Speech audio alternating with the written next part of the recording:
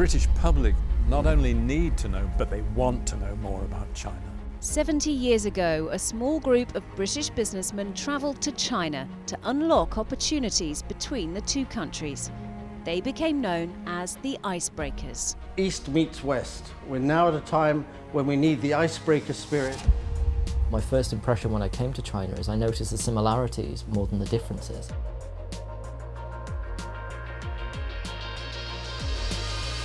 My dad is Chinese, my mum is English.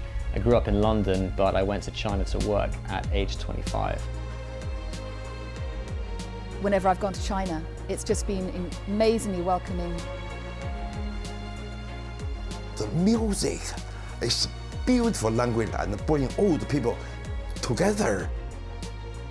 I'm exploring, I'm experimenting, I'm trying something new, all in the hopes to build a bridge. And I think we definitely need more people doing that. It was only when I got to know my Chinese father in my 40s that I really got to know the other half of myself. I hope we make it another 50 years, another 500 years. Meet the bridge builders, the people who dared to think beyond the horizon and open up our world.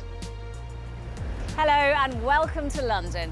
In this special programme, we meet extraordinary people who are forging stronger relationships between China and Britain.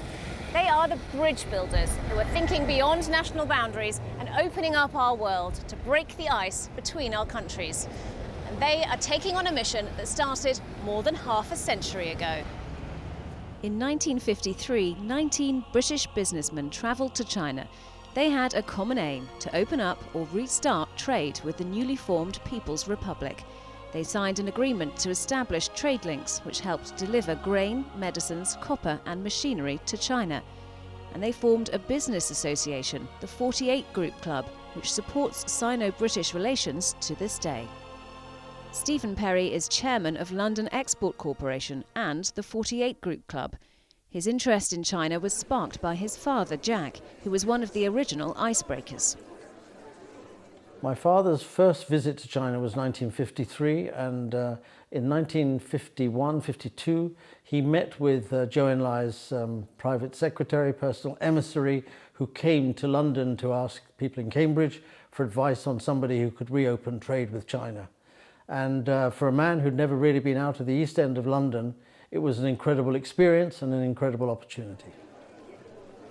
The original icebreaker mission, it was people from lots of different ranges of life and people from lots of businesses who wanted to open up or restart their businesses with China.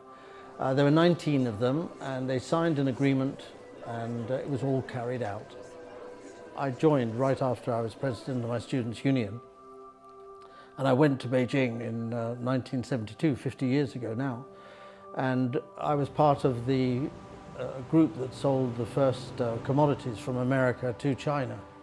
And being around the Nixon mission and that background made me feel a part of history. And soon after that I went to work in America to build trade between America and China. And it was just fascinating learning about America and learning about China and finding ways to bring the two countries together in trade. It was ice-breaking, but it was, in a sense, it was very easy because it was so enjoyable. I met such interesting people. Stephen decided to make it his mission to understand China and how the country worked. And that's been a long journey. It's been 20, 30 years. I had no idea in 1978 the Chinese were going to transform agriculture and mechanize it and move 800 million people off the land into towns and cities and build the biggest export industry in the world.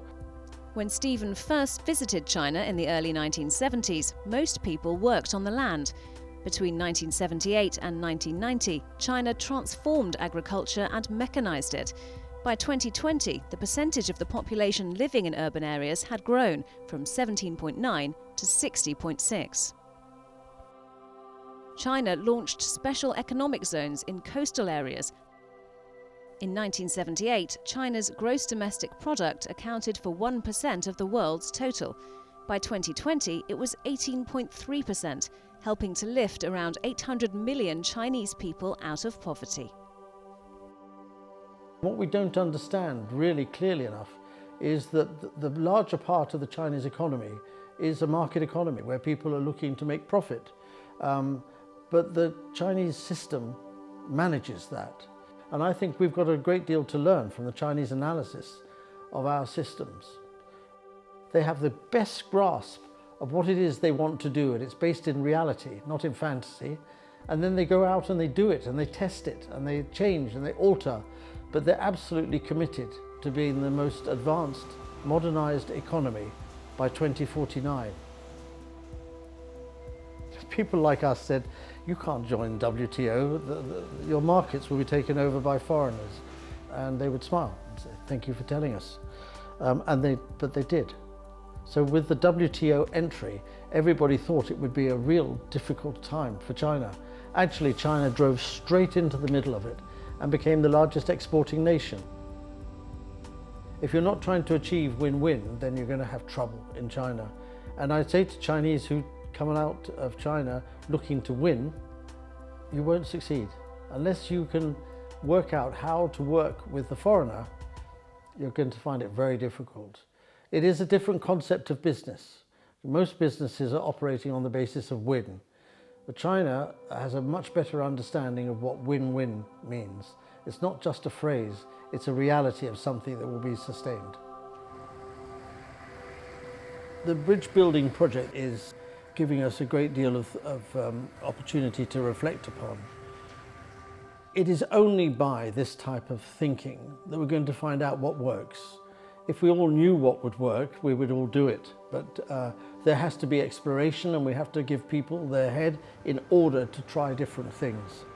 Stephen believes that bridge building is about exploring new ways of working between China and the UK. You know, the Chinese have a view that the world can only work if the countries of the world work together, and that the days of empires are past. And they genuinely believe that if they try to be an empire, they will fail. If we understand that China is going to be the trendsetter of the next 20 or 30 years, that is the country which we need to get alongside and to understand what they're doing and why they're doing it. It'll transform the world. Not far from London's Charing Cross Road is Cecil Court, known as Booksellers' Row and home to many old bookshops, something much loved by our next bridge builder. He is Michael Wood, the British historian and broadcaster. He has studied Chinese history and is renowned for his understanding of Chinese culture. In 2016, he made the enormously popular documentary series, The History of China, and he believes that culture can illustrate the qualities that the two countries share. I was 16 and I went into the bookshop in Cross Street in Manchester, and there was a new Penguin classic of late Tang poetry. And what causes you to pick up a book like that, I don't know, but as I turned the pages, it was like a kind of world that I never even dreamed existed. It was so fantastic. Of course, the standout was Du Fu, late Tang poems, but other greats as well. Poetry, it seems to me, and again I'm not an expert in these, is really, really important to the Chinese people. And it has been for this huge length of time. The Chinese talk about the poet historians, you know, Du Fu's a poet historian. And in a way, the poets can say things that nobody else can say. And a Chinese person today can quote a line from Du Fu, and everybody will know what they're talking about. It's about the 8th century, but it can be about politicians now. And everybody understands that it's ingrained in their psyches almost. Michael is convinced bridge building between cultures is important because respect, understanding, and even affection are things that motivate us as human beings. Culture can bring us together. History is the explanation of everything, really. But in China, the history is kind of uniquely powerful and influential on the Chinese present. You know, China is the oldest continuous state in the world. It's a civilization that goes back more than 4,000 years. So you have to know about the history because it's a big determiner, not only for the way the Chinese see the world, but even in terms of character, you know. My experience of the Chinese people is how fantastically sociable fun they are. They're real fun, and they're great to be with. And I felt quite a sense of loss when I first left China. And I've experienced that every time that I've been to China. And in fact, after this last phase, in which I suppose I've been about a dozen times, you know, people, including my kids, have said, "Oh, you must be really glad to see the last of China." And actually, no, I can't wait to go back. You know, I love Chinese civilization, if I can put it that way. Just the way they do things, the sense of humour, the food, the sociableness. I feel comfortable being in China. Although wonderful books have been written about China, Michael believes that television has the power to reach millions. His documentaries have been appreciated by the Chinese and British alike. The story of China films, they weren't shown on terrestrial TV in China, but within 36 hours each episode was up on websites with Chinese translation. We got a fantastic response from the Chinese people. Lots of comments on the interpretation of the history. A lot of people saying, "Oh, I didn't know that, I didn't know that." A lot of people saying it makes me feel so proud of my culture, you know, how much I love my culture, you know, and feeling the tragedies as well as the triumphs of the culture. We even had President Xi talking about the films in a TV conference, you know, saying that we'd done a good job and that the Chinese filmmakers we need to learn to tell the story of China better. Quite a few people loved the way the Chinese people themselves were integrated into the films. I can remember somebody online saying, "You see, they're showing what we're really like, that we're fun." And I think at times like this, where there's a lot of demonization of China across the world, it's very important that we see each other's humanity and the things we share. Michael believes we should focus on the many similarities between cultures.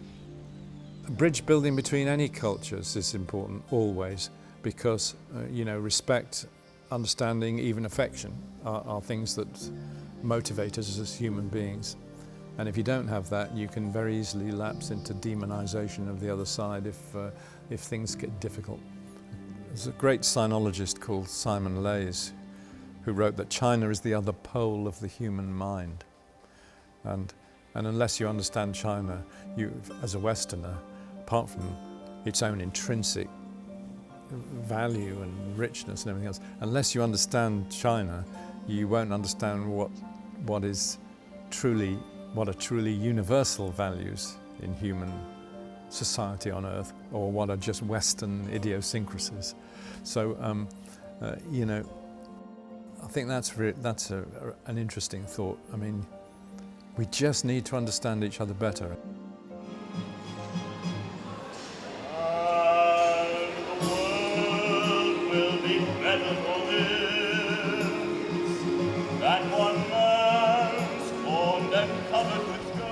It was here in London's Covent Garden that our next bridge builder came to show off his musical talent. Guo Yi, who plays traditional Chinese instruments, was discovered here busking. He then went on to have a global music career. He met and married an Englishwoman and they had a son together. Now the whole family are social media stars after making it big online during the pandemic. Their goal, to build bridges between China and Britain. So far, live， 朋友们好，大家好，大家好。 My dad's an amazing musician, my mum's an amazing gardener, but I feel like they never really had lots of people being able to enjoy their art and their work. Finally, people have a chance to see them and to interact with them. Now it's like thousands, millions of people, so for me, that makes me really proud. I was born in Beijing. Our family was really poor, but we had a really, really nice time. When I was in China, I was professional musician. I'm doing so well, and I was soloist in the Peking Film Orchestra. My sister was here first, and she's saying, "Yi, you have opportunity come to England." So I just gave up my job. I bought a single ticket from Beijing to London. I saw some people basking in the underground station. I saw why I'm not trying that. So I tried basking in South Kensington.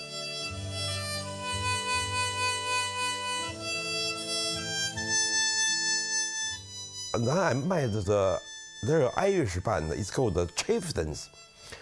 And they immediately asked me to have a tour with them.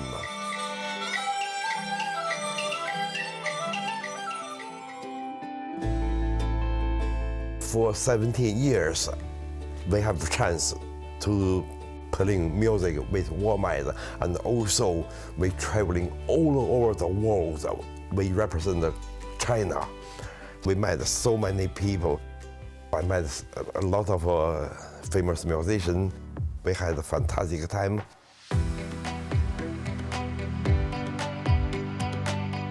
That's my first time recording for the Hollywood film in the Abbey Road studio. And then I played for the Last Emperor with David Byrne. I met Goi when he was busking in South Ken. Yeah. Yeah, yeah. Toto was born in 1992. Yeah. And it was amazing actually because I'd always been told I might not be able to have children, so he was a sort of a gift. 大家好，我是郭头头。 Well, yeah, my name is Toto. I come from London. My dad is Chinese, my mum is English, so mixed background. And I am a vlogger, model, host, kind of general Chinese media guy. Toto didn't learn to speak Mandarin fluently as a child, although he did visit China twice.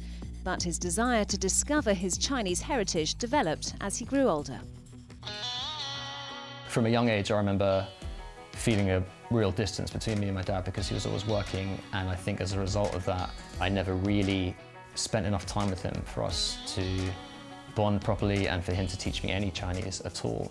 But at the same time, I was very interested, and it was always a kind of dream of mine to go there and finally, you know, become Chinese and explore that side of me. I was 25 when I first went to China to live and began learning Chinese. The culture there is so different from London. You know, in London, it's a fantastic place. I love how multicultural it is, and it's my home. And what's different in Beijing is that China feels very connected. It feels like a very united culture. And so it kind of feels like one big family. And slowly I felt more and more part of that. When I first came back to the UK, I felt trapped. I was like, oh my God, I lost my life in China, and mum and dad weren't well, and it was a really dark situation. But then because we've been doing the videos and we found some really interesting ways to reach China from the UK. It also means we spend more time together, which we never really did before. It's very strange, but it's also really sweet. Should we plug it in and see what Yeah, it makes me really proud to finally let them show their art, their talent.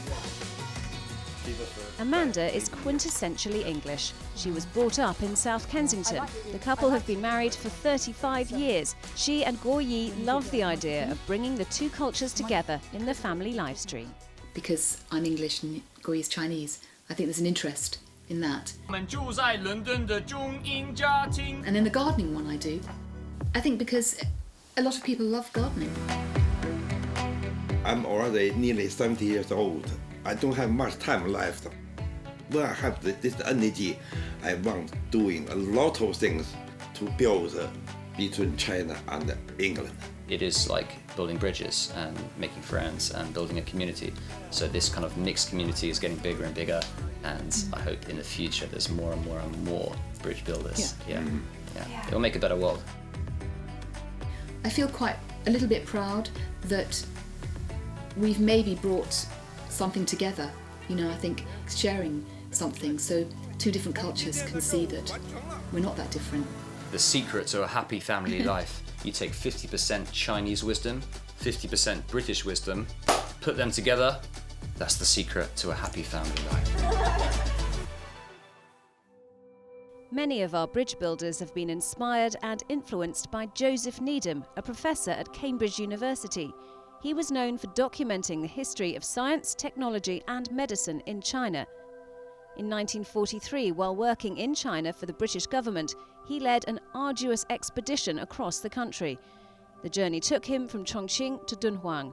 From Lanzhou to Xianfodong and back, he was accompanied by Revi Ali, who was a key figure in the establishment of industrial cooperatives in China, setting up technical training centres across the country. Ali took 2 Chinese students with him to help with domestic tasks. Needham was documenting the achievements of ancient Chinese civilization. He's been described as one of the greatest ever Western sinologists, the Erasmus of the 20th century. The next bridge builder in our special programme is Zoe Reed, the daughter of one of those Chinese students who accompanied Joseph Needham on that voyage. Her father went back to China. Her British mother raised her here in the UK. Zoe Reed is now the chair of the Society for Anglo-Chinese Understanding. I was born on the 21st of March 1951 to a single mum who was living in a mother and baby home at the time. She had become pregnant with a Chinese man who had in fact returned back to China. My father was a student of cooperative colleges and schools that were being set up by Rui Ali. And Rui Ali was a famous New Zealander who was helping rebuild China and support it through the wars. My mother did a competition to write an essay on international cooperation, which she did, and won the competition. And the prize was to spend a year at this place where my father already was, the Stamford Hall Cooperative College. There were 100 men, 3 women, so she had pretty good choice of which young man to fall in love with. But it was my father from China who they fell in love.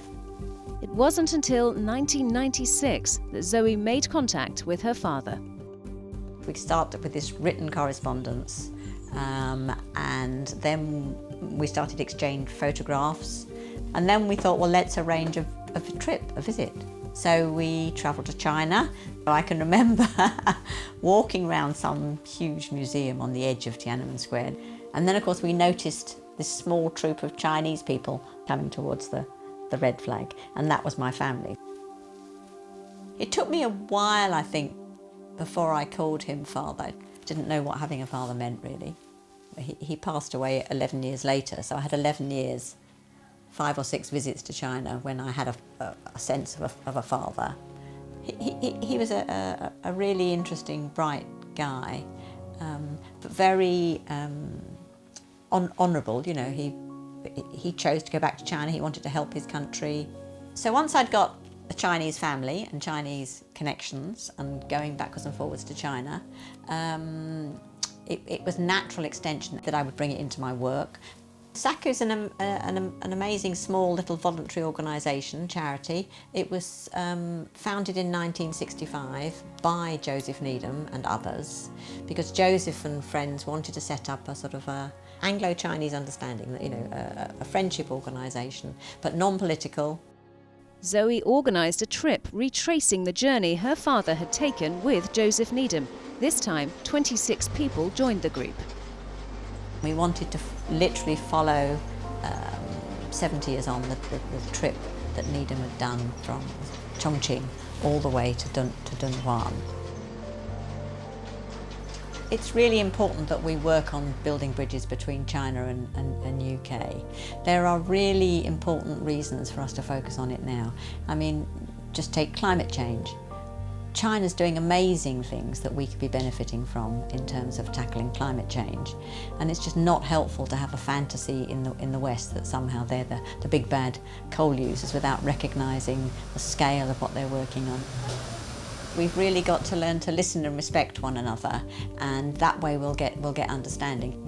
We do have to accept in this technological world, it's kind of pretty hard to know what is the truth about most things. So we have got to try and positively seek out different perspectives to try and get a rounded picture on things, and then to realise that we're all humans in China and in Britain, and we can use our people-to-people connection to build that friendship and understanding. there should be tolerance and love between countries and peoples all over the world.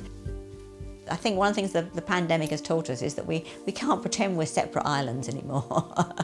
You know, things can spread, ideas can spread, so that it's absolutely critical time when Britain and China need to be the best of friends and need to be working out how to work together.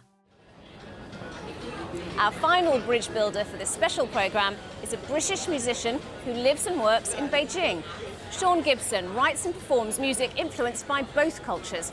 He believes that to truly integrate, we need to understand each other better, and he's using his own music and his influence on social media to lead the way. I'm a British singer-songwriter currently based in Beijing. I've lived in China now on and off for about the last 5 years.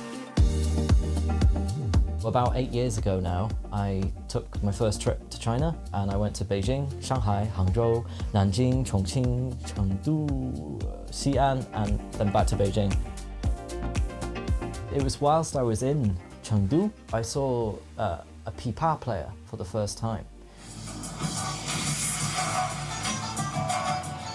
And this made me really fascinated because I'd heard pipa before in the UK, but it was always presented to me as an expression of history or like just an ancient instrument. But seeing that there in the shopping centre with a whole crowd of people around, I realised it's not only still part of modern Chinese culture, but it's still very, very popular. And I thought that is fascinating. So I became very, very inspired, and I just wanted to start putting these kind of traditional Chinese instruments into my own music. Shaun sings in both Chinese and English, and his music is influential.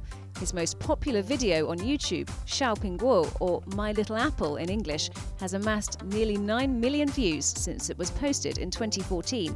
He has thousands of followers on YouTube and Bilibili.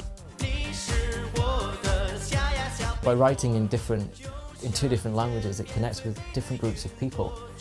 Most of Shaun's followers are Chinese, but he hopes more Western people will listen to his music to get a deeper understanding of Chinese culture and recognise how similar people from both countries are. I expected China to be totally different to the UK, like totally different. And actually, when I arrived, I just felt familiar. It just felt like people are living their lives just normally. So I go to the park and I'd see people exercising. So it made me realise, actually, people are just people. For me, the most inspiring thing in Chinese music is just how different it is to Western music, because Western music is very rhythm-based, it's very rhythmically based, very electronic now as well. So it's kind of digital and cool and fashionable and all of that. But it's lost that kind of heart and soul to some degree, I think. Traditional Chinese music is totally melody orientated and Western music is totally rhythmically orientated. So I think these two contrasts, when put together, are really, really fascinating. It creates something really fresh. Shaun believes that cultural integration will make it easier for people of both countries to understand each other. China is one country that's full of so many different cultures that it's almost like, you can say it's like more like 56 different countries in one country. It's amazing, it really is amazing. We really need to start building bridges instead of walls and to focus a lot more on our similarities than our differences.